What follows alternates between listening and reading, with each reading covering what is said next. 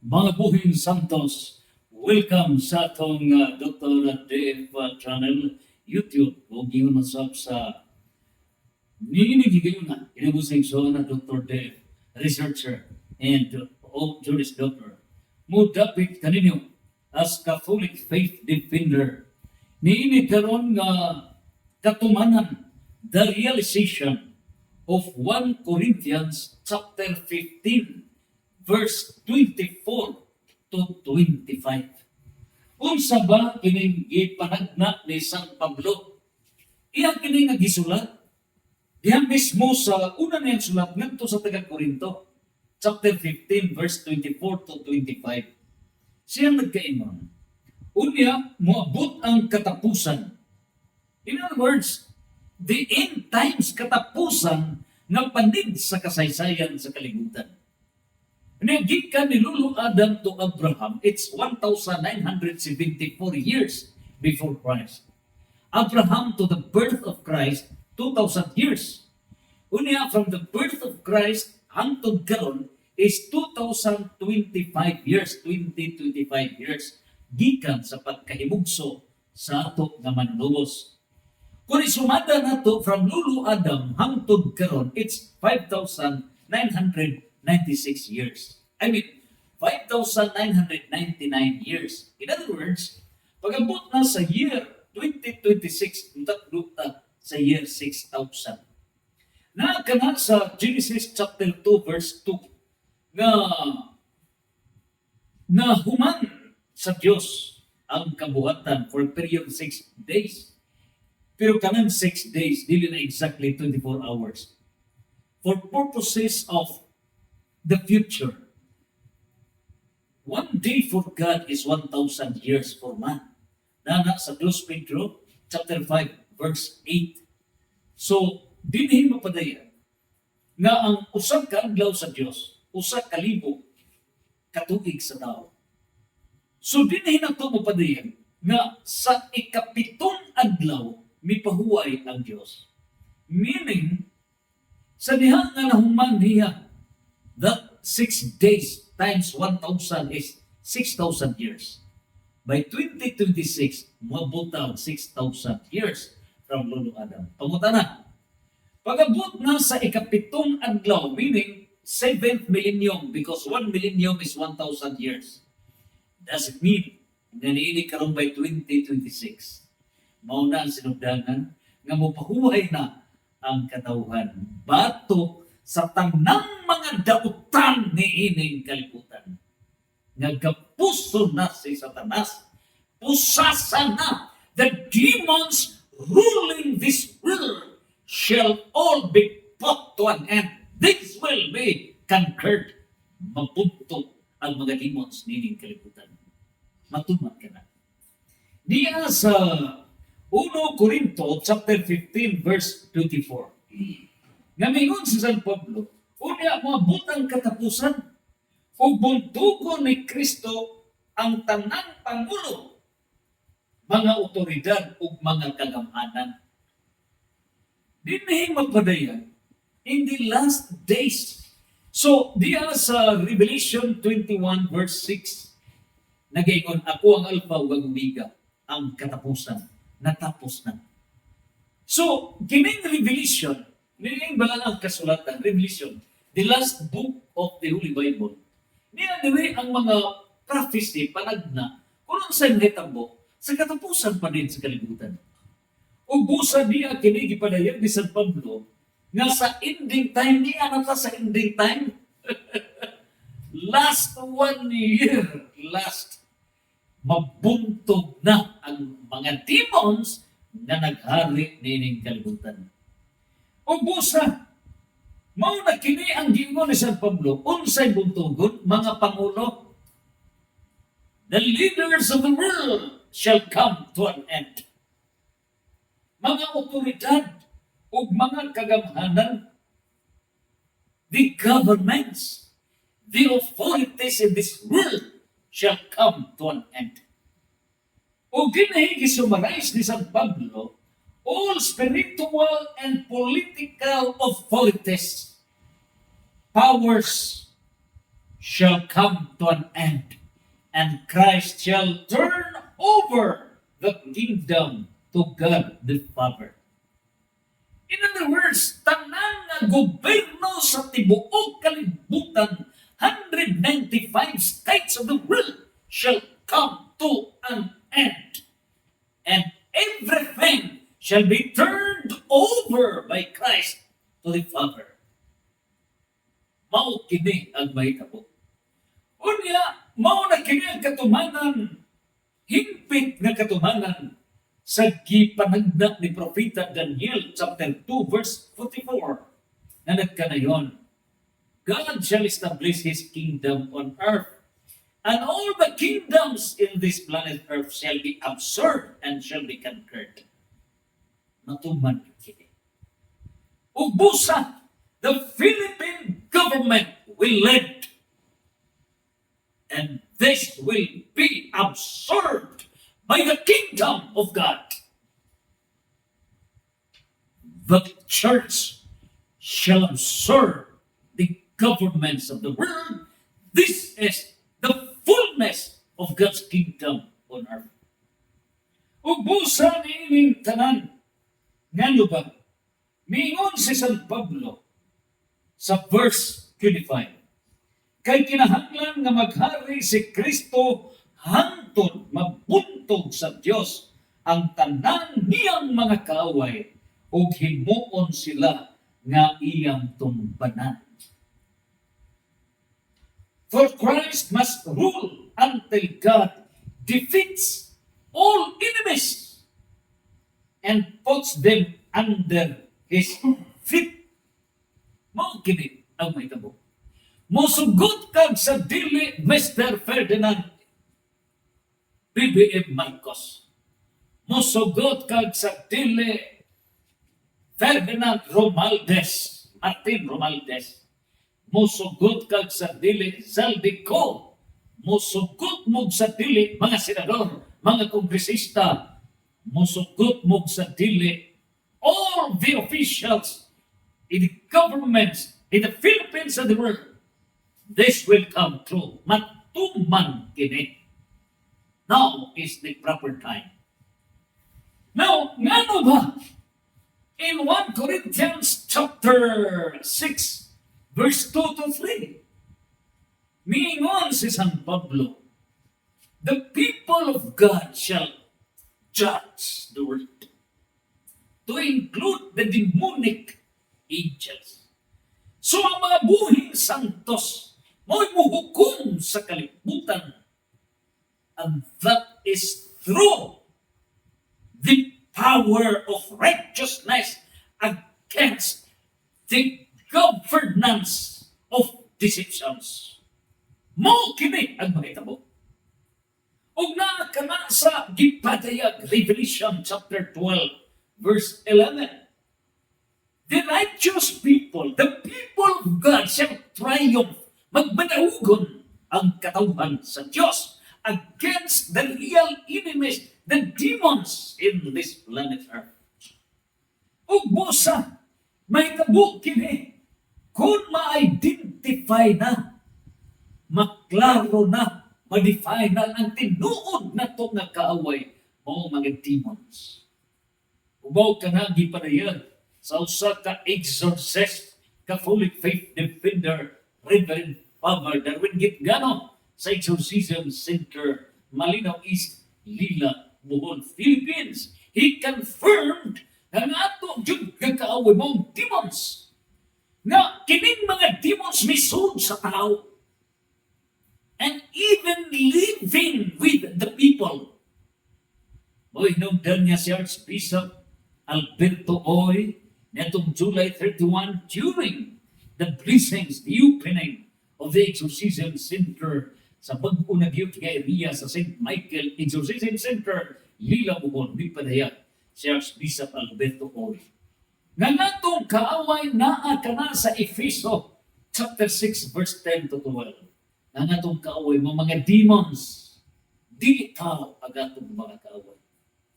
Ug busa, once identified na nato ng mga demons di ay mo'y atong mga kaaway, niining puntuha matuman ang 1 Corinthians chapter 15 verse 24 to 25. O kini gipadayan that all religious and political authorities, all government leaders, all government authorities shall come to an end. Matapos kini. O gingon usab kini gihulagway ni san Juan diya sa Revelation chapter 18 verse 1 to 24. Sama sa Babylonia gidauban matapos kini tanan. O mingon sab si Propeta Malakias chapter 4 verse 1 to 3.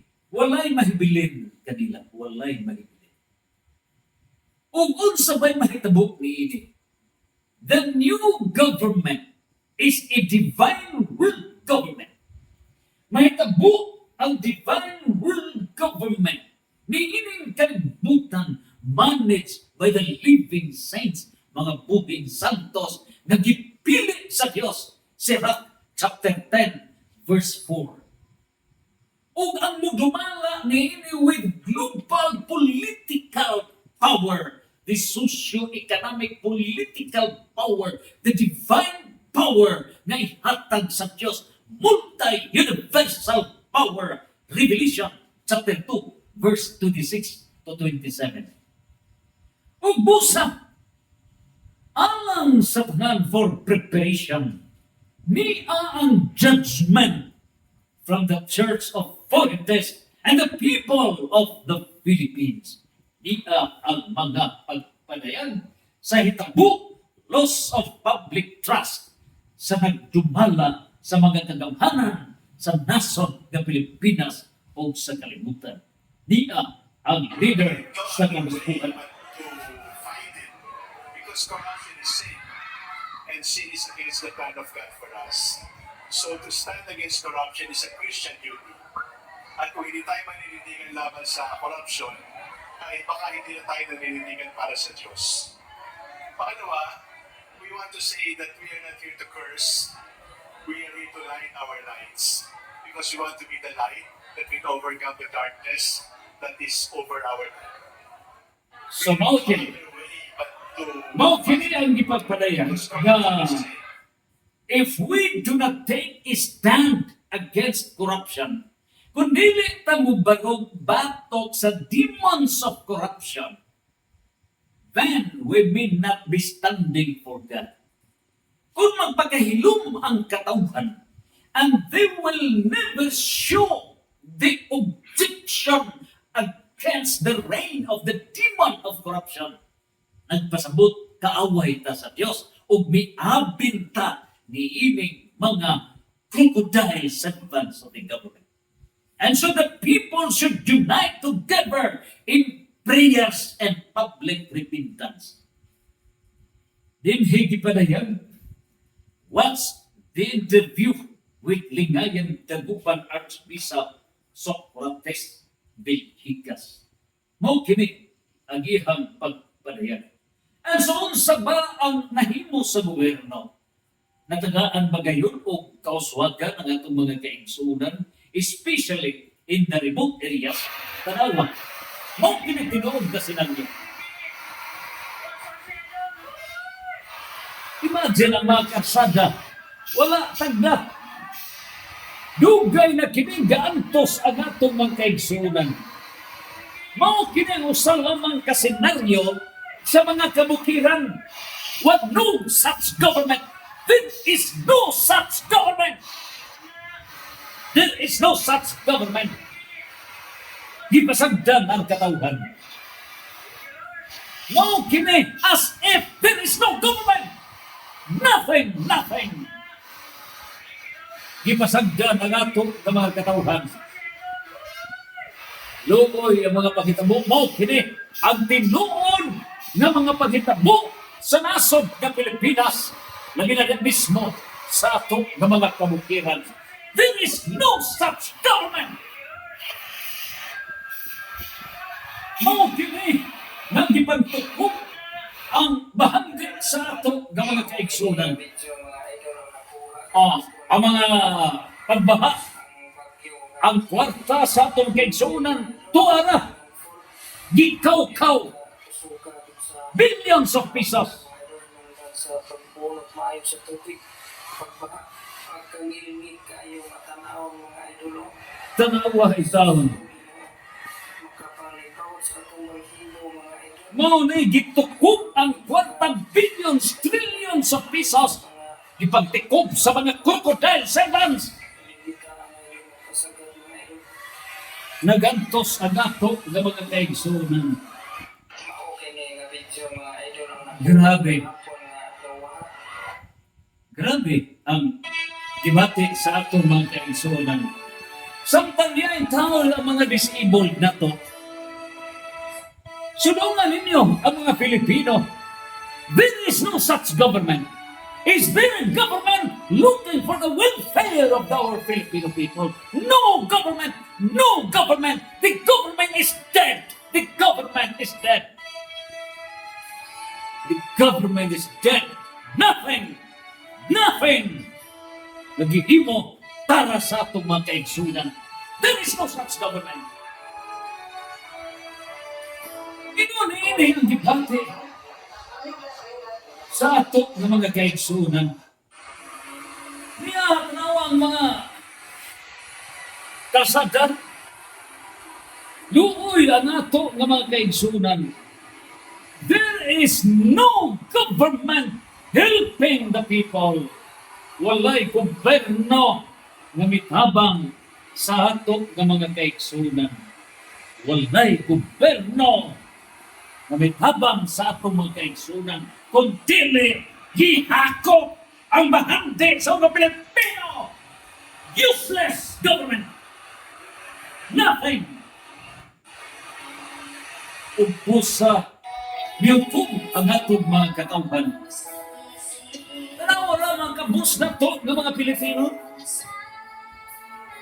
Mga disabled in town. Doon na may gobyerno nga naghuna-huna kanila. Doon na may gobyerno nga nagalihok alang sa kaugmaon pagtabang sa ato nga mga kaigsunan. Especially the remote areas, there is no such government. There is no such government. Mao ni, the purpose of the government, no, ang pag-save, pag-alaga sa nanginahanglan. But there is no such government in that aspect. Tanawa na?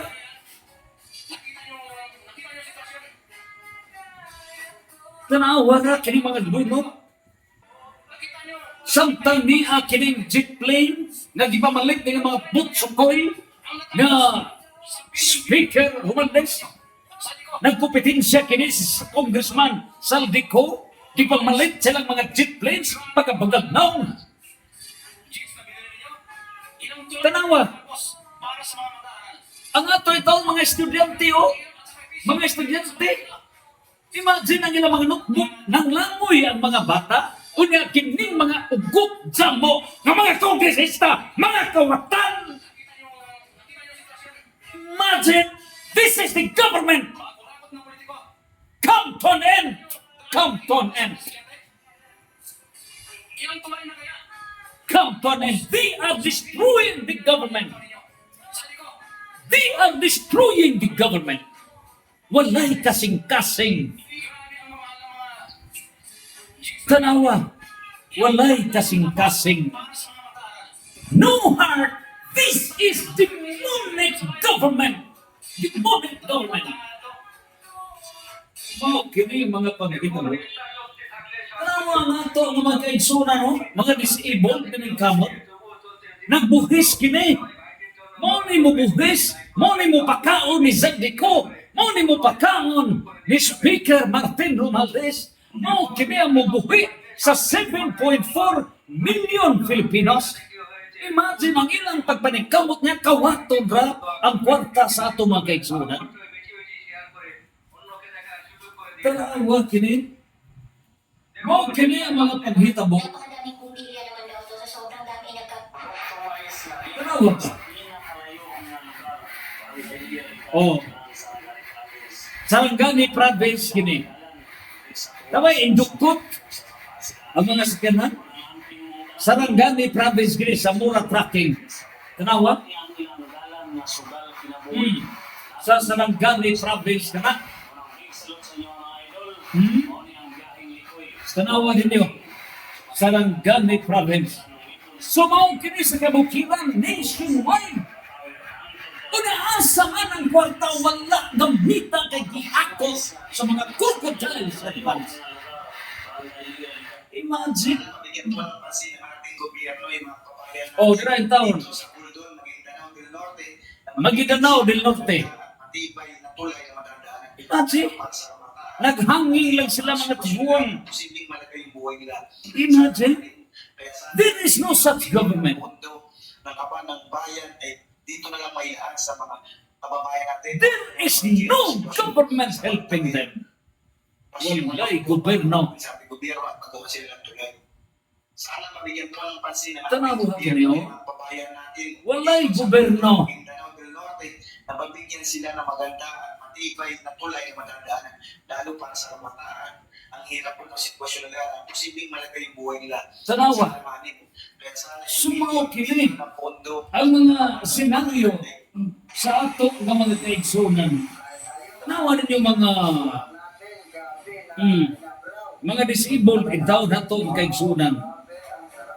Doon na ba'y gobyerno na nagatabang kanila? Doon na ba'y gobyerno na nagalihok para kanila? Nothing. There is no such government. Sumaw kini ang mga naningkamot. Tanawan ng mga kasada sa kabukiran. Lagi paglantaw nila nga Skylabber o kaning habal-habal. Tanawa? Istro ng dayo. Lisod, mga kras ang mga habal-habal. Pila kabal-habal na nga kras. Nilang tanawon pero gani mo na. Pila ka mga habal-habal na nag-kras. Ganing istro. Pero sa tinog lang yun po. Grabe, labi na magkuhan, madamog. Dili ka ginang. Ay sa istro. For several years naganto sa gato magkaigsunan. Skylabber o kaning habal-habal driver. Istro ng dayo. Pero gani ka tong makita nila nga siksik. Niya mo sayaw, nindot kayo. Tanawa ha? Nilang tanawon. Sumaw kini ang nahitabo. There is no such government. No government. There is no government working for them. Grabe kasuko ang mga tao sa pamilya ni Vizcaya. Tungod din mga kontraktor. Korupsyon. Dunya, mas mahitabo pini sama sa hitabo ito sa Indonesia. Kontraktor, Vizcaya. Ipagsulog ang balay. Ipagsulog ang balay No, kini. sa mga taong kurakot sa ilang lugar. Ang mga kontraktor responsable sa mga kongresista. Kasuko sa mga tao. Ang mga katauhan magbubuhis. Mao'y di fulata. Sa airport, sa korupsyon. Mao kini ang nahitabo sa nasod nga Pilipinas. O, tanawa rin mga kasada yung taon. O, Bisaya tayo rin ha. Kuya, huwag mahog. Tanawa, huwag mahog o. Laon niyo. Tanawa.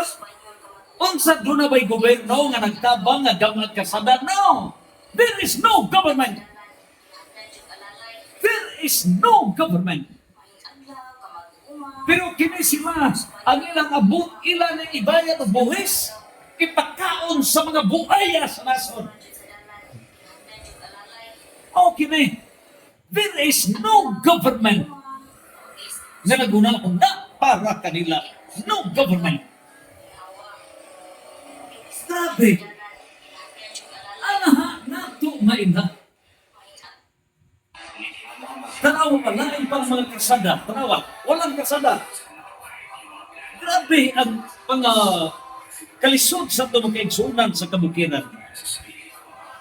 Tanawa, ang kalisod sa ito magkaigsunan. Tanawa, kaluoy sa ito magkaigsunan diha sa kabukiran. There is no such government. For several years, no government working for them. Ngayon nakras na habang-hapal, dera. Dili na gyud kada. Gitabangan nila. Ang suportaan nga medyo kadto pong nangandoy nga makahawa sa lisod nga dalan walay rason nga dili ta maagian ning dalana. Tanawaran ninyo. Mag-amping tantanan. Tanawaran.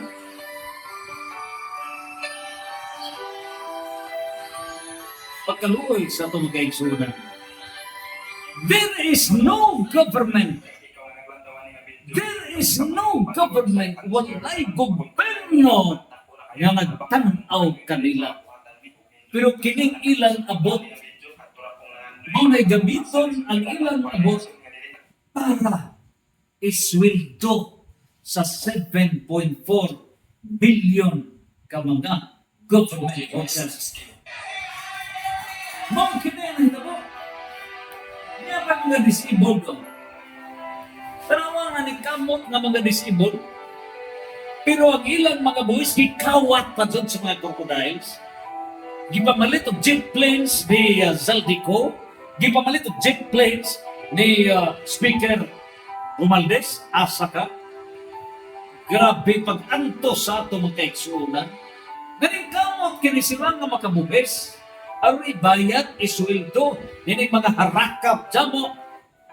There is no government serving them.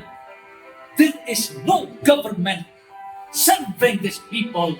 Walay gobyerno nga naguna-una para sa ato nga mga kaigsunan. Mao kini ang kalisod sa ato. Mao kini ang tabo. Ang kalisod sa ato nga mga kaigsunan. Salamat na ni Maghalong. Thanks to Mayor Maghalong. Kung ako bilang, lalabanan ko ba yung ang lalakas na yan, sinespeaker? Lalabanan ko ba yung mga mayayaman na yan? Kung ako'y broke, nakakasakit eh. Tao rin ako ako. Tao din po ako. Hindi po ako mali, hindi po ako lukot. Nag-impartibility. Thanks for Mayor Maghalong, a military man fighting The mathematics of life, niya mathematics blood his father Chiri the Orbos. multiplication of wealth, but the division of goods, the subtraction of pride and greed, and the addition of humility and service to God. HBC, Father Chiri Orbos. Not the multiplication of wealth, but the division of goods, subtraction of pride and greed, addition of humility and service to God. And you know the best formula? So mao kini. Like addition, 5 plus 5 equals Mao kini gipadayag ni Father Orbos. Tanan nga mga church authorities are denouncing the demon of greediness. Ang kapong, ang gobyerno has nothing to do with the people. Irresponsible government. Useless. Walay nahimo sa atong mga kaigsunan. Start to zero. Start to zero. Tanawa na. Arita sa mga hanap buhay sa atong kaigsunan. Tanawa ni mga kasada. Patay nahog. Agoy ginupog. Natras. Wag na tikiko. Pagkaluoy in tawon. Tanawa na. Why klaro nga gianan. Wala. Nahog. Ang motor. Agoy. Ginupog ko. Sus. Pagkaluoy. There is no government. There is no government. So enough na kung ato pang ipakita ang mga ebidensya nga ang ato nga katawan did not feel that there is a government. They did not feel. Useless ang gobyerno. In other words, there is a government only to collect taxes from the people. But there is no government serving for the people. Nothing. Instead, gikawat ang bahanti sa katawan. And so, the people has to decide judgment of the people. Mao nga midayag si St. Paul, 1 Corinthians chapter 15, verse 24 to 25. All government authorities, all governments, all political and religious authorities shall come to an end matapos kining tanan, and after after the closure of the governments of the world, God shall fulfill the fullness of His kingdom on earth. The church has to absorb and establish divine world government. The government of God in this planet earth. The divine government. Sanctos, Sanctos, Sanctos, fiat